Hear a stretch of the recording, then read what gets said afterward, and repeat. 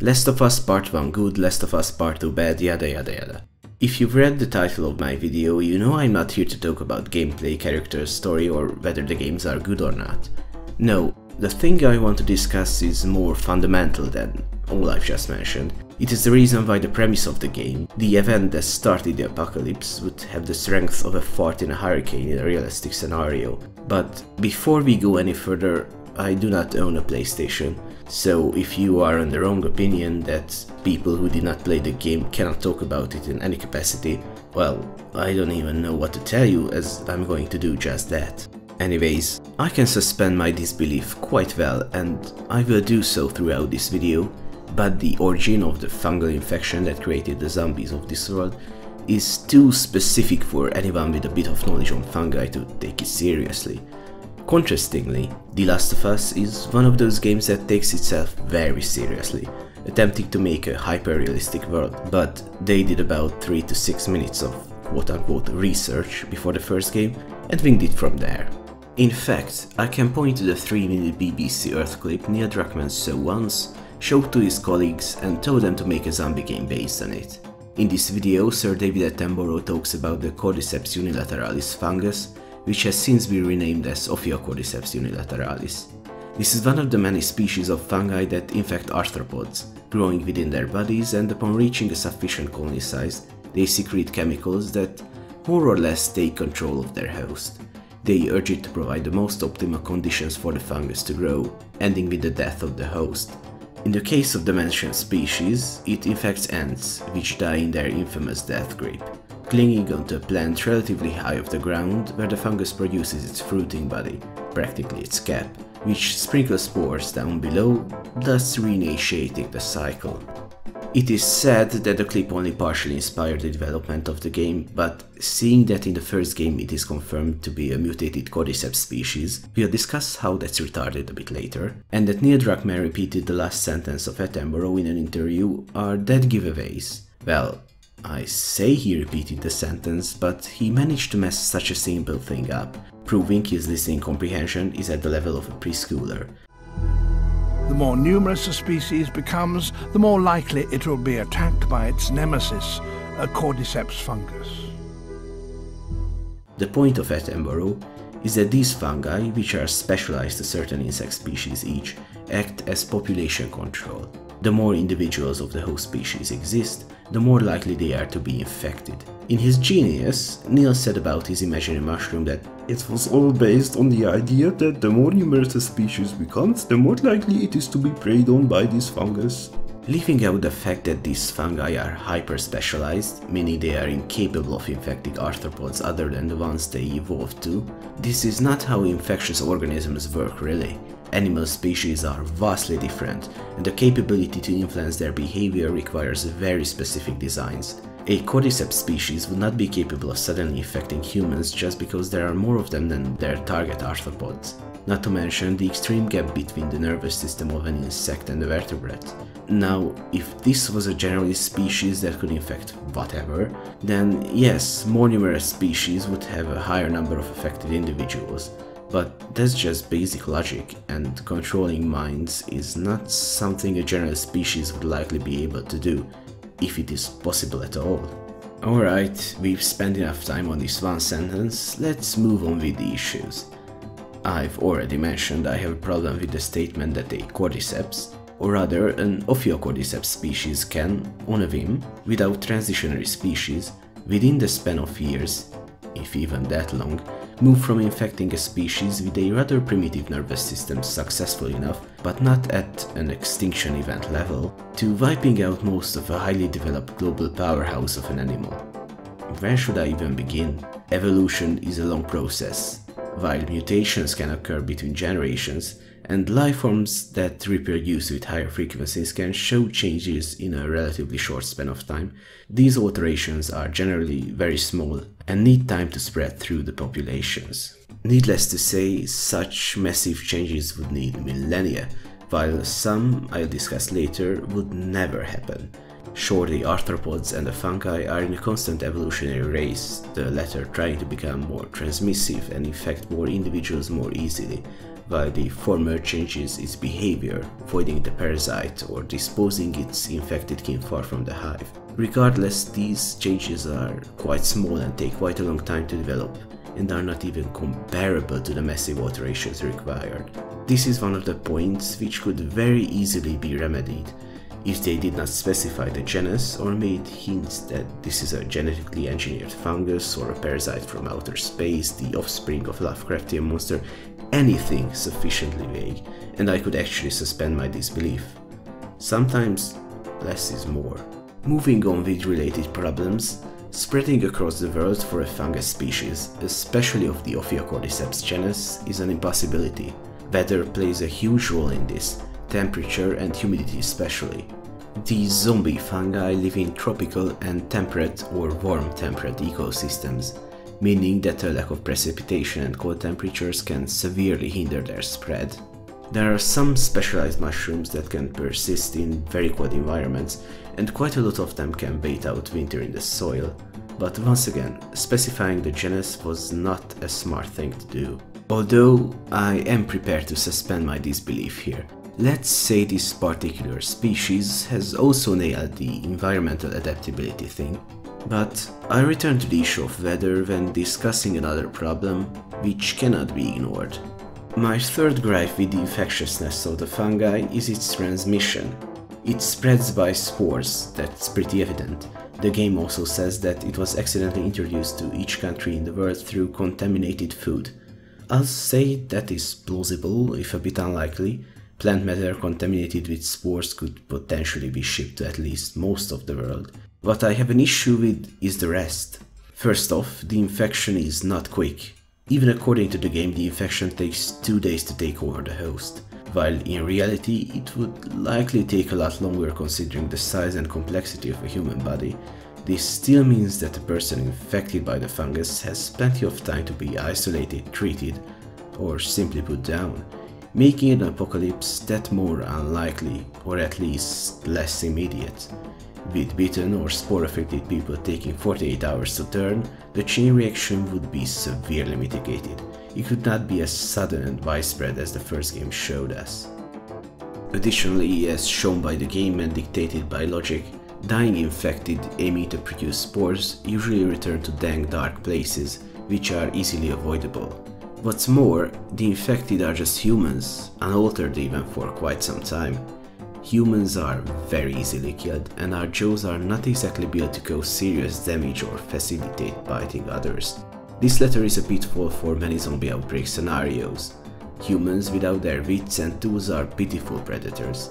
I am hard-pressed to believe that most people who were bitten did not kill at least one infected before succumbing to the illness, which would mean that the number of zombies would stagnate at best. This brings us to another related issue, however, which alone would destroy the logic behind this fungus species. The infected are not undead, they are living. In fact, the fungus cannot revive or reanimate dead bodies.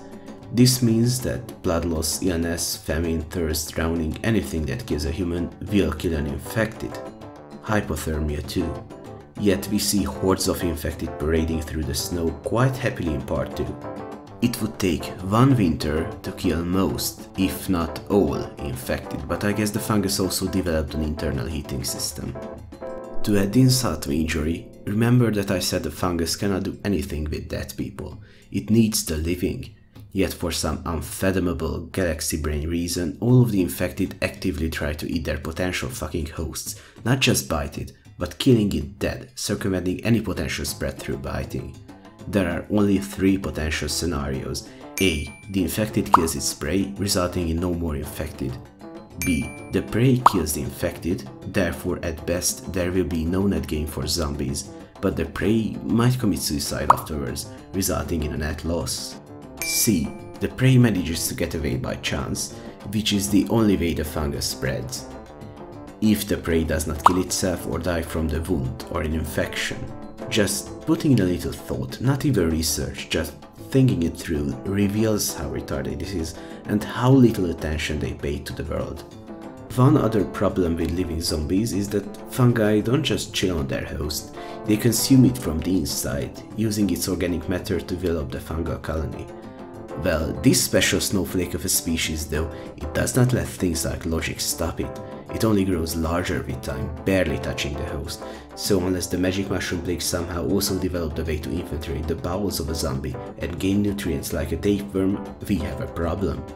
This issue is linked with another one though. So, as I've said, once an infected prepares to die and sprouts spores, it will retreat to a suitable place. Which is actually a good thing. It is consistent with the real-world Cordyceps and quite realistic. When the eating alive part is advanced enough, the whole death grip part is initiated. The fungus produces spores, then after all organic matter is consumed, the Cordyceps dies as well. In The Last of Us though, fungi continue to grow underground with seemingly no nutrition. These two are part of a more deep-rooted issue with people's perception of mushrooms. Many see them as practical plants that just grow in dang dark places. But fungi cannot photo or chemosynthesize, they also need food to survive. The Last of Us mushroom could not possibly expand to such extent, especially since Cordyceps unilateralis is not a ground-dwelling saprophageous species, thus they are unable to gain nutrients from the soil. Not that there's much soil in basements and other buildings, but I digress. Many people make such mistakes. I just wish more research went on behind the scenes in modern entertainment. Now that we've had kind of a sensible mistake, even though it could have been avoided by about 2 minutes of looking around on Google, let's take a look at a truly bonkers aspect of the infected that pisses all over the attempted realism of the setting. Clickers. So, for some reason, after about a year, the fungal infection destroys the eyesight of the host, but develops fucking echolocation for it. But not just any echolocation, one that transfers information between the fungus and the host, since the mushroom parts are the ones that detect the ultrasound, but the human body needs that information for proper orientation. This simple design choice proves that the Cordyceps is not altering the behavior of the human, it is actively in charge of it. Alright, let's take a deep breath and slowly unpack this. First, instead of leaving the host with a perfectly functional sensory organ, it replaces it. This means that, among the plethora of unlikely mutations, the fungus managed to find a way to change humans to be able to emit ultrasound, as well as create an appendage made of fungus cells that can detect the sound, decode it into a form and I can't believe I'm saying this, the mushroom comprehends and moves its puppet accordingly. Never mind the fact that this is all unnecessary or even possibly detrimental, the notion that the fungus could, without any evolutionary stages in between, instantly develop an incredibly complex organ system that can perform a task very closely tied to the needs of animals shatters my psyche. Why? I mean, I know exactly why. They wanted a cool and unique zombie, which would have been fine if they said something like this is a parasite from space or whatever, and I would have accepted this bullshit and so much more, but no, they had to play the I'm intelligent card because they watched a 3-minute clip and proceeded to do fuck all else with the concept. And I didn't even say anything about the fact that the fungus is in charge. This just further proves they have no clue what they are talking about.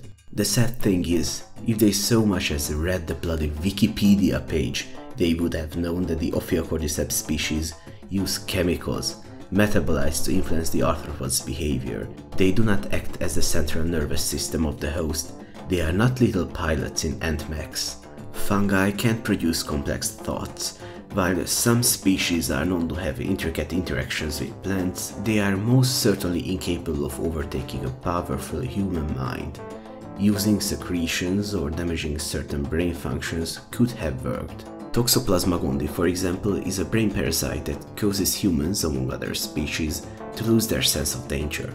Unfortunately, all evidence points to this not being the case for the last fungus. Thank you, I know it was a great joke. I'm just blown away by how little planning they did and how they sabotaged themselves by tying it to an existing species. And I'm not even done. There are other especially infected like the big guys or the Rat King, but I don't really have anything of substance to say about them. All of these suffer from the same issues other infected do. Plus, the Rat King looks interesting, but Given the properties of the fungus, there is no way living humans would fuse into that thing. It's another point where finding out what rat kings actually are and designing the zombies accordingly would have worked just as well, if not better. Rat kings are groups of rats or other small animals, squirrels for example, that are stuck together due to some adhesive substance like sap or tar. The largest known specimen consists of 32 rats. It was found in Buchheim, Germany, 1828. A sizable group of infected stuck together in a flurry of flailing arms and snapping jaws in a confined space could have been interesting and realistic. The last one I want to talk about is the whole thing both games revolve around: Ellie's immunity. I guess it is potentially plausible that her immune system somehow is capable of destroying spores and other fungal cells which are not recognized as dangerous by most immune systems, or something along these lines, but it is explicitly her brain doctor holier than Jesus wants. I can assure you that given the fact that this fungus controls your brain like a remote for your body, her brain won't have much resistance against this specialized attack. Given the off chance it is somehow resistant, that could only be achieved by a significant mutation in her biology, a unique morphology for example. Meaning that unless they can create a vaccine that replicates Ellie's brain in everyone's head, there won't be a cure. Well, I say that, Ellie is the cure. She just has to reproduce, spread her resistance to future generations. Oh. Oops. I mean, she could still make a sacrifice for the entire human race, I guess. These are the most egregious issues with the fungal outbreak of The Last of Us series. I know some of you are sat there thinking that these are all just nitpicks, only nerds would know the difference, and I should just turn my brain off and enjoy the game. Firstly, these are not nitpicks, these are fundamental errors that contradict the events of the game. Secondly, they set these barriers for themselves, which I wholeheartedly agree with by the way. In a narrative where everything can happen, nothing is interesting. Having restrictions and working within and around them is the basis of creative writing. Yet, they shed all over their own rules. No, that is not correct. They didn't even bother to look up the rules that came with their big brain inclusion of a real-life species. They wanted to seem smart but failed to do anything substantial to actually be that. Thirdly, I did turn my brain off for the first one, more or less. I enjoyed it, probably not nearly as much as most people due to these errors, but there was plenty of other stuff to like. With everyone shitting on the second game though, I felt like I could share my thoughts and people would listen. Plus I have a channel now, which was also a factor. Anyways, this was a more specific episode of Fantasy Misconceptions. I might do others like this, but I still have quite a few more generic problems with world building in fiction, so this series won't run out of material for quite some time. If you enjoyed the video, I'd appreciate if you did the usual YouTube ritual to invoke the algorithm. You know the stuff. Subscribe, like or dislike, click the bell, tell me absolutely anything in the comments, sacrifice a lamb to Susan, etc. That's all from me for now, bye!